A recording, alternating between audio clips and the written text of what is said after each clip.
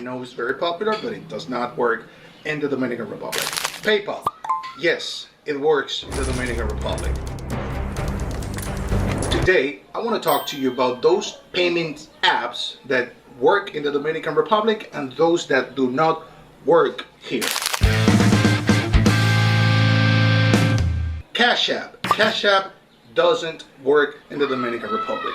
It doesn't. I know Cash App is a very popular payment app in the US, but it doesn't work here. It only works in the US, not here. Venmo, it does not work here. I know it is very popular in the US, but it does not work here. Zelle or Zilly, it doesn't work here. I know it's very popular, but it does not work in the Dominican Republic. PayPal, yes, it works in the Dominican Republic. PayPal works very well. I use PayPal myself, and it works very, very well. I got no complaints about it. How you use PayPal in the Dominican Republic? Very simple. All you gotta do, if you have a bank account in the Dominican Republic, especially Banco Popular, that's the one I use, and they are the one that work very, very well with PayPal. All you have to do is just link your PayPal account to your Banco Popular account. So you will be able to transfer your money from PayPal to your Banco Popular. PayPal also works with Banreserva, which is the national bank. That's the government bank. And it also works with Scotiabank. That's a bank from Canada that is also based in the Dominican Republic. So if you have one of those three bank accounts, you will be able to link your PayPal account to them. But the best one for me is Banco Popular because that's the one I use and it works perfectly. I usually do transactions with PayPal, and I am able to transfer my money to my local bank account with no problem, and the money will be transferred literally right away. Like if you do it in a business day early, it'll be there same day. If not, it'll be next business day. Apple Pay. Yes, you're able to use Apple Pay here. They started to be available in the Dominican Republic since last year, 2024, and they are supported by the following banks. Banreserva, which is the national bank. That's the bank for the government. Number two, VHD, that's the other bank that it works for. Banco Popular. Those three banks support Apple Pay. So yes, that's it. Bitcoins. Yes. If you have Bitcoins, if you have your wallet, you will be able to withdraw money in the Dominican Republic. Especially in Santo Domingo, there are 8 ATMs where you are able to go and withdraw or make deposits. You're able to buy or withdraw money with if you have a Bitcoin card. Where are those ATMs located? Well, just Google them, and Google is going to give you the locations of all those ATMs. I have only used one, which is located in Bet Chris. That's a gambling center here where they have a Bitcoin ATM. That's the only one I have used, and I haven't had any problem, but Google them to see if there are ATMs, Bitcoin ATMs close to your area. Let's talk about Western Union. Most Americans, you probably know Western Union if you send money to people in other countries, especially here in the Dominican Republic. Let me tell you a little bit about how it works, because you probably think that you can like take $50,000 and send it through Western Union. That's not how it works. They will not take the money, or they will take the money and hold it. The government here is going to hold it. That money is not going to come through because of money laundering. Example. Let's say you want to buy a house in the Dominican Republic and you have $40,000 in your bank account. You want to send that money to the Dominican Republic via Western Union. No, that's not possible. They have a maximum amount of $10,000 a month per person. So if you send me $10,000 right now, I will go to Western Union. I'll pick up the money with no problem. I will have to sign a couple of forms just to make sure where the money is coming from. But then in 10 days, you want to send me 10,000 more. You will go to Western Union. You will send the money. They will give you a receipt, because the person that works there, she has nothing to do with it. She just will complete the transaction. Great. When the money comes here, boom, the system is going to block it. It's going to be on hold.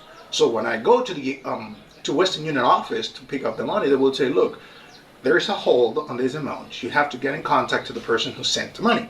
So I will call the person. Hey, there's a problem. This person is going to go to the office, and the office is going to tell them, look, you can't send that amount of money. You will need to get some proof where the money's coming from, all that process, and they will give you your money back. So they will block my name for 30 days. For security purposes, the system will automatically block my name. I will not be able to receive more money for 30 days because that's how it works. That's how they technically, what they use to stop money laundering through their platform. So if you have $40,000 and you want to send that money to the Dominican Republic, you need to find 4 different senders, you and 3 other people, and 4 different receivers, people that receive the money. Yes, you are able to do it that way, but never to one person only. It's not going to work. Oh, but you say, no, but I sent the money via Western Union. Let me go ahead and send $10,000 using another platform. No, it's going to get blocked because all these companies, they use the same system. So when those $10,000, it's going to be a red flag right away. Like, he already received $10,000 2 days ago via Western Union, and now he wants to get $10,000 through us. How do I know this information? Because I have received large amounts of money from the US, and I have gone through all these processes. That's how I know it. I have received like big money through those platforms, and I know when you do that, then you get to understand how things work. Because I had a lot of money in hold by them, and that's how I learned. Let me make a wire transfer, bank to bank. Through a bank, that is even worse. When you try to transfer like a big amount of money from one bank from the United States to another bank here, Dominican Republic, there is too many controls. So if you will send money, send it, use Western Union. Keep in mind that they will keep a commission. I think it's like 10%. Western Union is very expensive. There are other options like Caribe Express and other options. Just Google them. There are other options cheaper, and you will get the money right away. So those little details are the ones you need to keep in mind. You need to consider before sending large amounts of money to the Dominican Republic. Get multiple people so you send the money. If you need the money here, like a lot of money sent here right away, you need to get multiple people to receive the money and multiple people to send the money. Because if you don't get that, then they will block the receiver's name, and they will block also your name. So your name is not going to be in the system like sending a whole bunch of money in less than 30 days. They will block your name right away. The Western Union will do it. If you have like a whole bunch of money in the United States, and for some reason, whatever reason, you need to come to the Dominican Republic and you need to bring that money, there are things that you need to consider before you do that, because you don't want to get caught. Once you have that money in the Dominican Republic and you want to put that money in the bank, you can't go to the bank with $500,000 and, hey, I want to deposit this money. You hear that guy? You gotta listen to him. You learn something. The bank is going to take the money, of course, and you will be able to put the money there because the bank is not going to say no. But you will be flagged, but you don't know that. You will be like, who's this guy? So the bank will flag your ass because who the fuck are you to all of a sudden put $500,000 into the system. Now, here is the thing.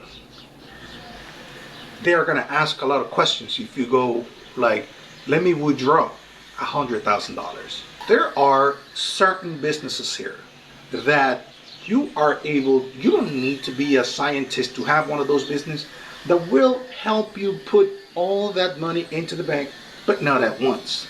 I'm just a guy from an island in the Caribbean. Don't believe me, I'm just saying.